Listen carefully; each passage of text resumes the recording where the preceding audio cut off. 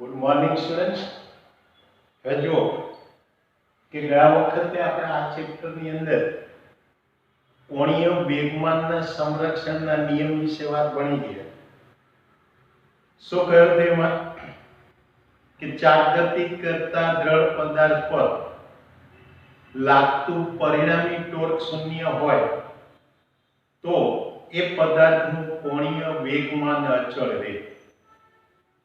આવા વિધાનને આપણે કહ્યું તો કોણીય વેગમાનના સંરક્ષણનો નિયમ.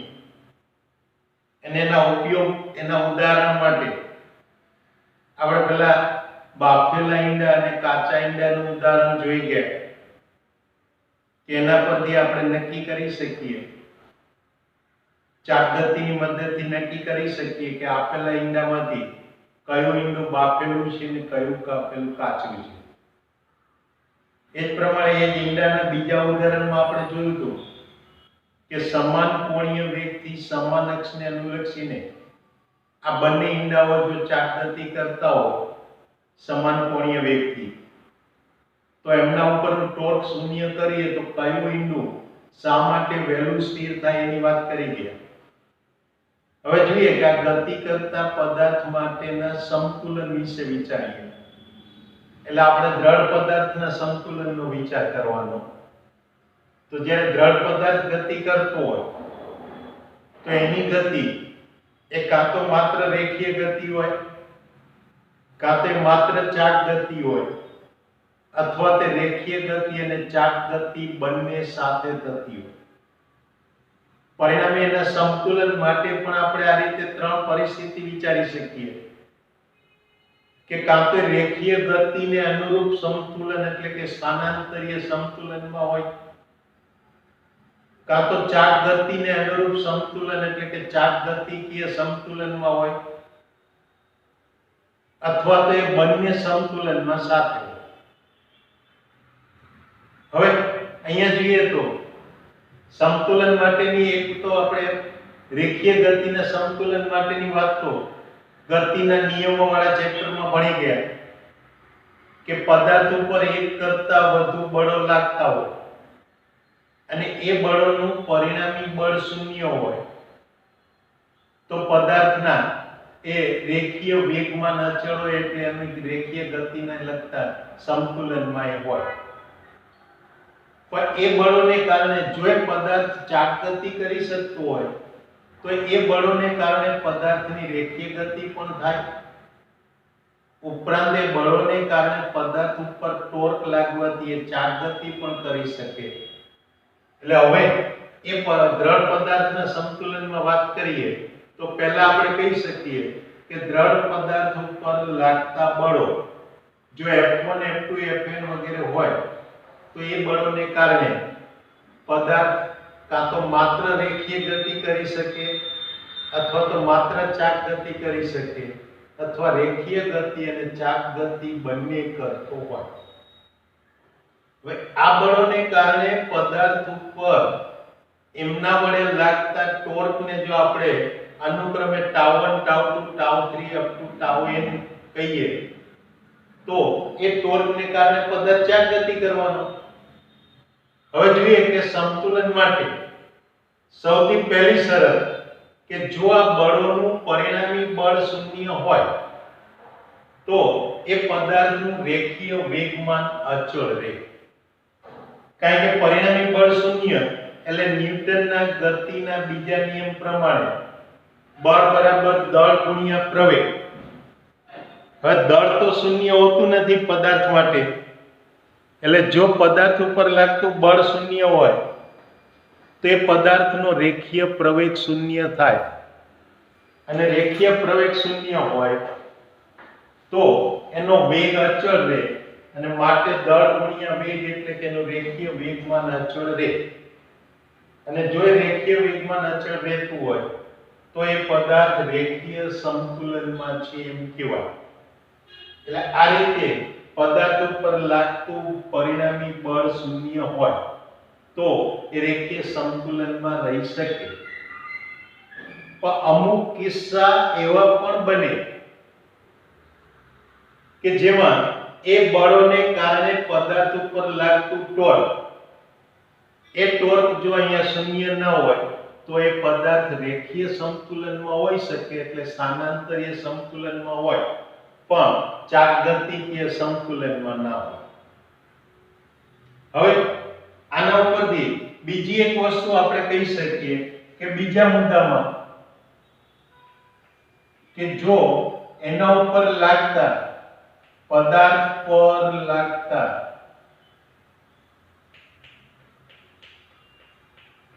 ટોર્કનું પરિણામ શૂન્ય હોય, પરિણામી ટોર્ક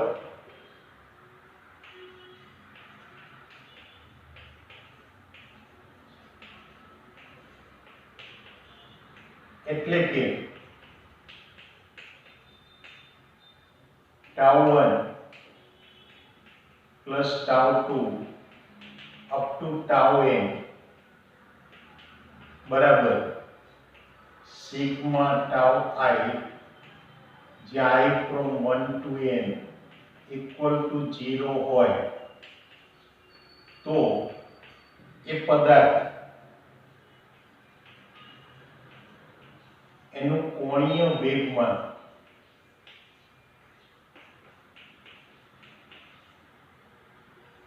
L અચળ હોય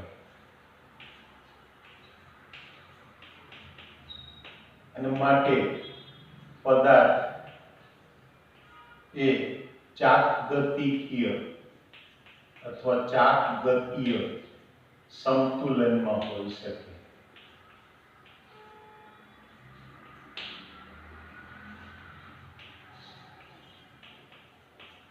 એટલે આ આપણને બીજા પ્રકારનું સંતુલન મળે. હવે જો આ બંને શરતોનું પાલન થતું હોય તો એ પદાર્થ સંપૂર્ણપણે સંતુલનમાં કહેવાય.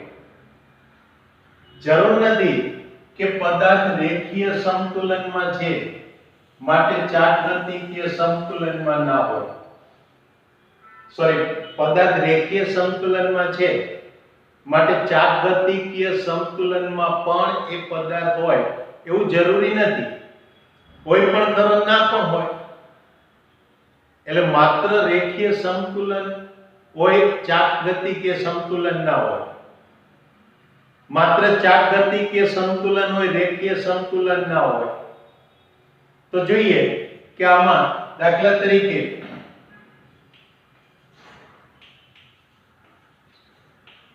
હું આ એક પદાર્થ લઉં કે આ એક પાતળો સળિયો લઉં, એટલે આ આપણી પાસે એક પાતળો સળિયો.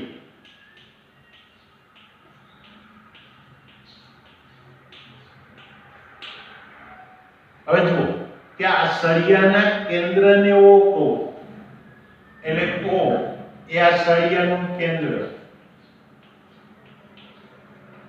એટલે કે એનું મધ્ય બિંદુ.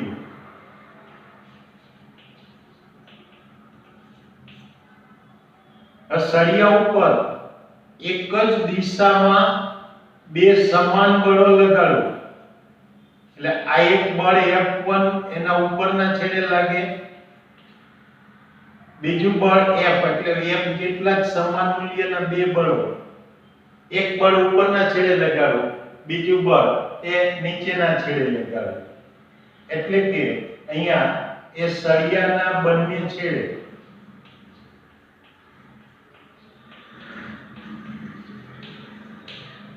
સમાન મૂલ્યના એટલે સમાન એવા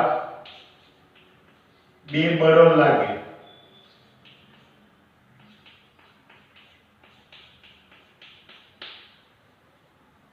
તો કેન્દ્રથી આ પહેલા છેડાનું અંતર એટલે એ કે જેને ધન y દિશામાં છે એટલે ધન ગણાય, તો આ બીજા છેડાનું અંતર -1 કારણ કે ઋણ y દિશામાં છે એટલે -1 કહું. તો આ રીતે હું એમ કહી શકું કે આ મધ્ય બિંદુથી છેડાના અંતરો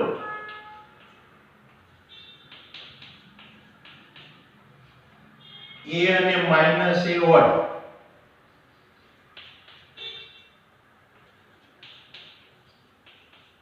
તો આ બળોને કારણે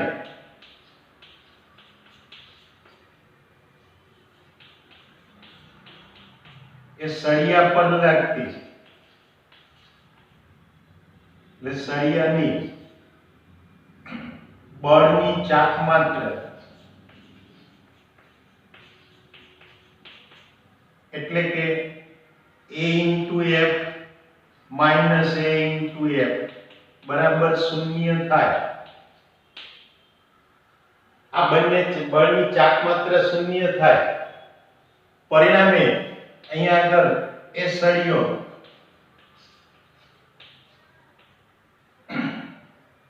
સળિયા પરનું ટોર્ક 0 થાય અને ટોર્ક 0 થાય એટલે એ સળિયો એ ચાક ગતિકીય સમતુલનમાં રહે અથવા ચાક ગતિય સમતુલનમાં રહે.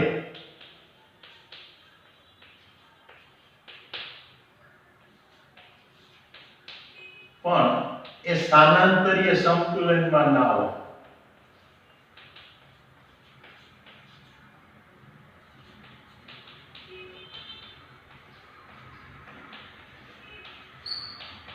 કારણ કે બંને બળો સળિયા પર એક જ દિશામાં લાગે છે એટલે હવે પરિણામી બળ શૂન્ય થતું નથી અને સ્થાનાંતરીય સમતુલન અથવા રેખીય ગતિને લગતું સમતુલન માટે એ પદાર્થ પર લાગતું પરિણામી બળ શૂન્ય થવું જોઈએ. જ્યારે ચાક ગતિકીય સમતુલનમાં આપણે કહું કે કોણીય વેગમાન અચળ રહે અને કોણીય વેગમાન અચળ રહેતું હોય તો એની જે ચાક માત્રા છે બળની ચાક માત્રા એ આપણને ત્યાં શૂન્ય થતી જોવા મળે. એટલે કે પદાર્થ ઉપર લાગતું ટોર્ક શૂન્ય થાય અને ટોર્ક શૂન્ય થાય તો એ પદાર્થ એ ચાક ગતિ ન કરી શકે પણ સામે રેખીય ગતિ તો કરે. એટલે આ ઉદાહરણમાં પહેલા કિસ્સામાં આપણે જોઈએ છીએ કે ભલે સળિયા ઉપર બે સમાન મૂલ્યના બળો લાગતા હોય, એક જ દિશામાં એ બળો લાગે છે પણ એમના પેલા કેન્દ્રથી સ્થાન સદિશો પરસ્પર વિરુદ્ધ દિશાના છે માટે એમની બળની ચાક માત્રાઓ શોધીએ તે ચાક માત્રાઓ બંને પરસ્પર વિરુદ્ધ દિશાની થાય એટલે એને કારણે એનું જે પરિણામી ટોર્ક મળે એ શૂન્ય થાય. એટલે એવા સંજોગોમાં ટૂંકમાં એ બળની ચાક માત્રા શૂન્ય થવાથી એ પદાર્થ ચાક ગતિકીય સમતુલન ધરાવે પણ રેખીય સમતુલન ધરાવતો નથી. આના બદલે જો આ જ સળિયા પર પણ અહીંયા આગળ આ સળિયા પર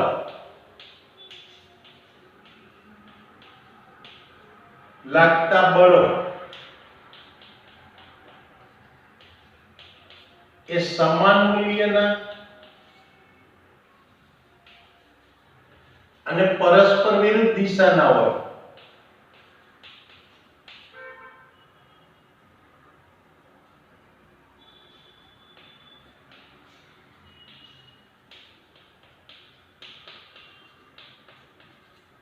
તો એનું પરિણામી બળ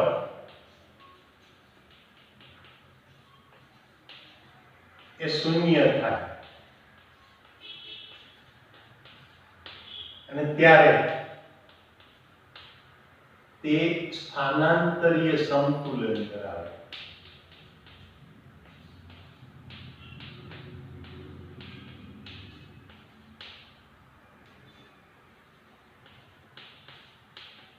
જેમ કે આપણે આકૃતિમાં જોઈએ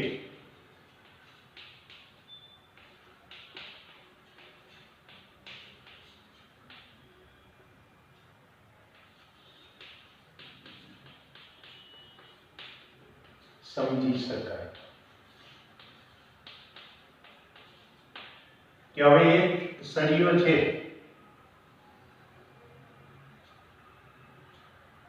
આનું કેન્દ્ર એના પર એક બળ F આ દિશામાં લાગે છે એટલા જ મૂલ્યનું બીજું બળ એની વિરુદ્ધ દિશામાં લાગે છે. એટલે હવે આ સમયે તમે અહીંયા આગળ જોઈ શકશો કે આની બળ યુગ્મની ચાક માત્રા અથવા બળની ચાક માત્રા એ શૂન્ય થતી નથી, કારણ કે જો તેનો સદિશ સરવાળો લઈએ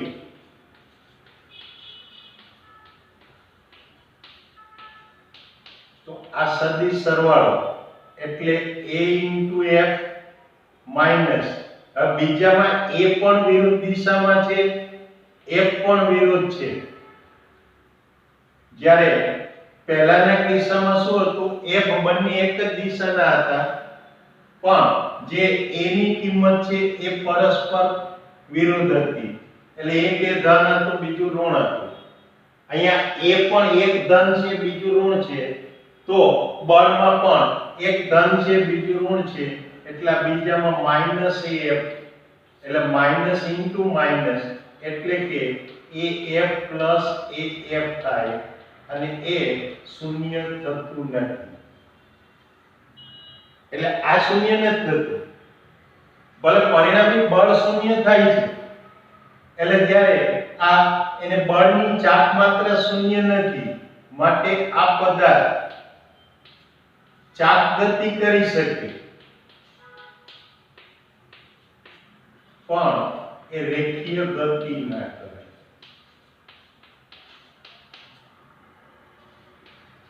એટલે કે અત્યારે પદાર્થ રેખીય અથવા સ્થાનાંતરીય સમતુલનમાં છે, પણ ચાક ગતિકીય સમતુલનમાં નથી.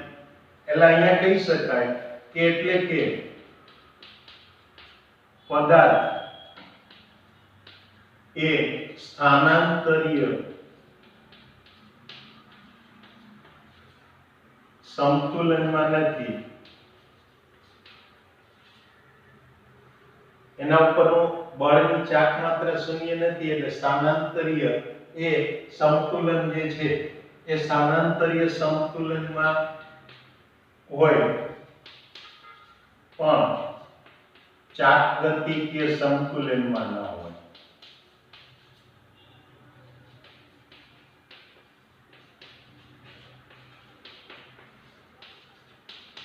એટલે આ રીતે પહેલો કિસ્સો આપણે એવો જોયો કે જેમાં ચાક ગતિકીય સમતુલન હોય પણ સ્થાનાંતરીય સમતુલન ના હોય.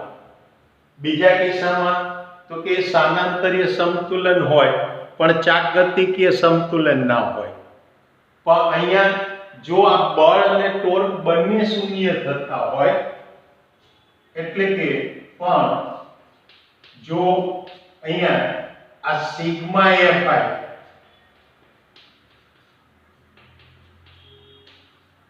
બરાબર 0 અને આ ટોર્ક માટે સિગ્મા ટાઉ i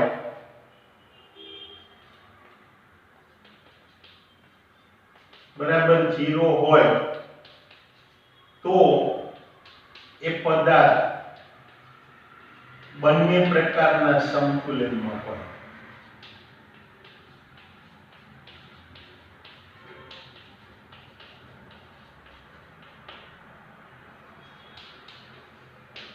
અને જ્યારે બંને સમતુલનમાં હોય ત્યારે આ બળનું પરિણામી શૂન્ય છે, એનો અર્થ એ કે હું આમ કહી શકું કે સિગ્મા fix બરાબર સિગ્મા fjx બરાબર સિગ્મા fkx બરાબર 0 હોય. એટલે કે વ્યક્તિગત રીતે પણ એ બળોના x y અને z અક્ષની દિશાના ઘટકો એ ઘટકો પણ અહીંયા આગળ કેટલા હોય, શૂન્ય હોય. સોરી, અહીંયા fix પછી fjy લખવું પડે અને fkz લખવું પડે, તો આ શૂન્ય હોય. એટલે એ વખતે એ રેખીય સમતુલનની શરત થઈ. એ જ પ્રમાણે બીજું જો ચાક ગતિકીય સમતુલન લઈએ તો આ સિગ્મા ટાઉ ix બરાબર સિગ્મા ટાઉ jy બરાબર સિગ્મા ટાઉ કે ઝેડ આ પણ શૂન્ય હોય ત્યારે એ પદાર્થ રેખીય એટલે સ્થાનાંતરીય સંતુલન અને ચાકગતિકીય સંતુલન બંને ધરાવતો હોય. એટલે આ પ્રકારે આ સમતુલન વિશેની વાત કરી શકાય. આના તમે અહીંયા આગળ ઉદાહરણ જોવા જાઓ તો એ ઉદાહરણોમાં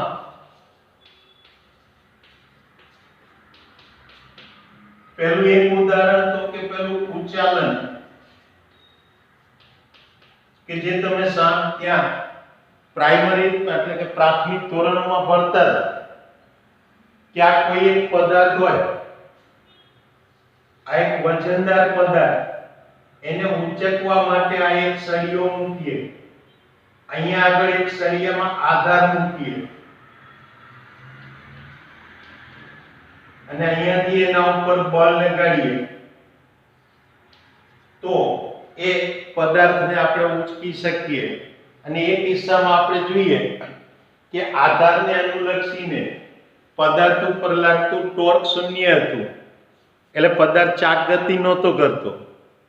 પણ અહીંયા જે એક છેડા ઉપર પદાર્થ ઉપર પેલું વજન છે સળિયાના છેડા ઉપર, એટલે વજન એટલે એને ભાર કહેવાય. એટલે એ ભાર લાગતો હોવાથી આધારથી એ છેડા સુધીના અંતરને એની ભાર ભુજા કહેવાય. એમ આધારથી બીજો છેડો કે જ્યાં આપણે બળ લગાડીએ છીએ એ બાજુની લંબાઈને એની પ્રયત્ન ભુજા કહેવાય. એટલે આ રીતે પદાર્થ ઉપર ભાર લાગવાથી એને બળ લગાડી અને વજનદાર પદાર્થને ઉંચકી શકાય. પણ આવા પદાર્થ રેખીય ગતિ ન કરે એટલા માટે અહીંયા શું થવું જોઈએ કે એના આ આધારને અનુલક્ષીને એની જે બળની ચાકમાત્રા છે એક એના પદાર્થના ભારને કારણે મળતી બળની ચાકમાત્રા પ્લસ પેલા પ્રયત્ન બળને કારણે મળતી બળની ચાકમાત્રા એ બંનેનો સરવાળો શૂન્ય થવો જોઈએ. તો પદાર્થ રેખીય ગતિ નહીં કરે પણ એને પદાર્થને આપણે એથી ઉંચકી શકીશું. એટલે અહીંયા હું એમ કહી શકું કે આ ઉચ્ચાલનમાં સમતુલન માટે ચલો હવે જુઓ કે આ પદાર્થ ઉપરનું વજન બળ જે છે એ વજન બળનું F1 કહો, આ જે પ્રયત્ન બળ છે એને F2 કહો, આધારથી વજન બળ સુધીનું અંતર એટલે D1 અને આધારથી પ્રયત્ન બળ સુધીનું અંતર એટલે D2. તો આ સંતુલન માટે હું આમ કહી શકું કે F1 D1 F2 D2 બરાબર 0 થવું જોઈએ.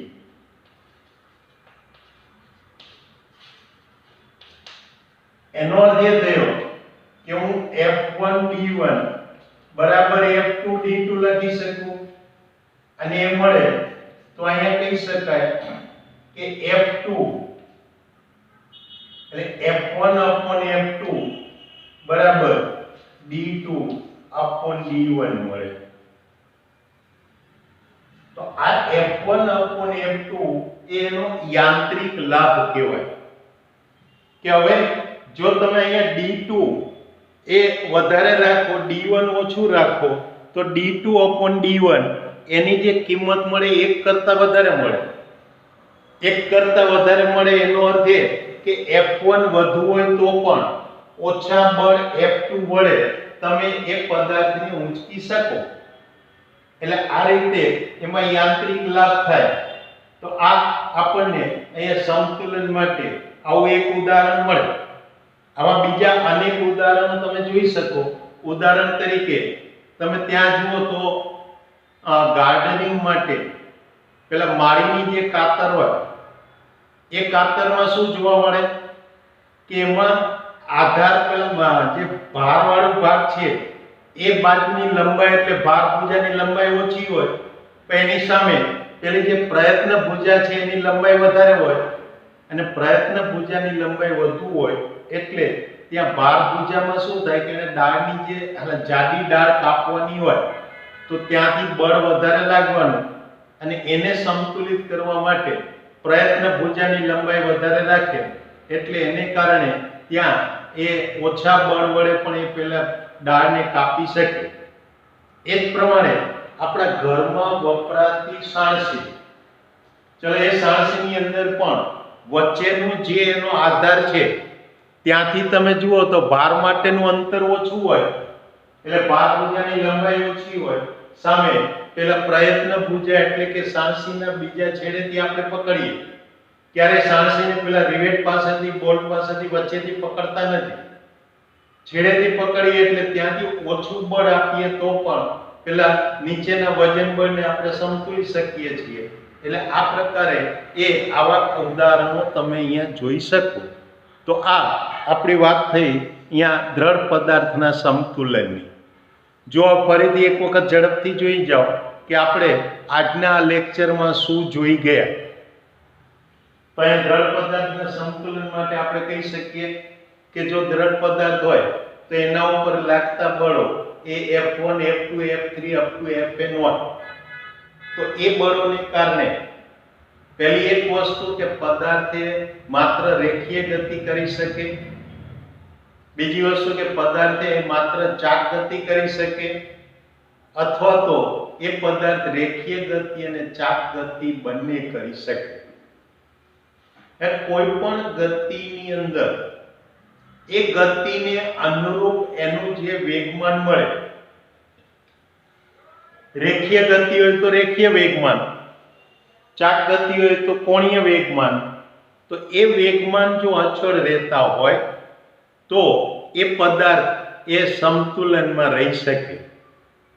એટલે પદાર્થને સમતુલનમાં રાખવા માટે એની ગતિને અનુરૂપ એના વેગમાન અચળ હોવા જોઈએ.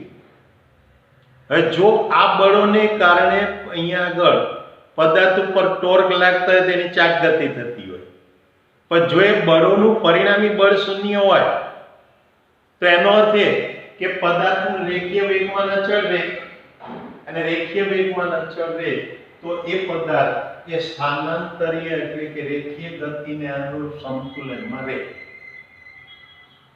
એના બદલે જો એ પદાર્થ ઉપર લાગતા ટોર્કનું પરિણામી શૂન્ય હોય તો એ પદાર્થનું કોણીય વેગમાન અચળ રહે, જે આપણે ગયા વખતે કોણીય વેગમાન સંરક્ષણના નિયમમાં ભણી ગયા. અને કોણીય વેગમાન અચળ રહે તો એ ચાક ગતિ કે સમતુલનમાં રહે. એટલે આ રીતે એ ચાક ગતિ કે સંતુલન ધરાવે. પણ જો હવે અહીંયા રેખીય વેગમાન પણ અચળ રહેતું હોય અને કોણીય વેગમાન પણ અચળ રહેતું હોય તો એ બંને પ્રકારના સમતુલન ધરાવે. અને એ આપણે અહીંયા આ ઉદાહરણ એક સળિયાનું ઉદાહરણ લઈ અને જોઈ શકીએ કે આ બંને પ્રકારના સમતુલન હોય કે નહીં. એટલે આ આપણે પદાર્થના સમતુલનની વાત કરી. હવે આવતી વખતના લેક્ચરમાં આપણે જોવાનું છે પદાર્થના ગુરુત્વ કેન્દ્રની વાત કરવાની છે. પણ મિત્રો તમને કહું કે ગુરુત્વ કેન્દ્ર એ આ વર્ષ પૂરતું આપણા કોર્સમાં નથી. માત્ર ભણવા ખાતર એ ગુરુત્વ કેન્દ્ર અને ચાક માત્રા વિશેની આપણે વાત ભણી જઈશું, પણ એ ગુરુત્વ કેન્દ્ર એ આપણા કોર્સમાં નથી. એટલે તમારે આ બોર્ડની પરીક્ષા પૂરતું એને કંઈ તૈયાર કરવાની જરૂર રહેતી નથી. એટલે હવે નેક્સ્ટ ટાઈમ મળીએ ત્યારે એ આપણે ગુરુત્વ કેન્દ્ર અને ચાક માત્રા વિશે ભણીશું. ત્યાં સુધી રજા લઈએ. આવજો. Good bye.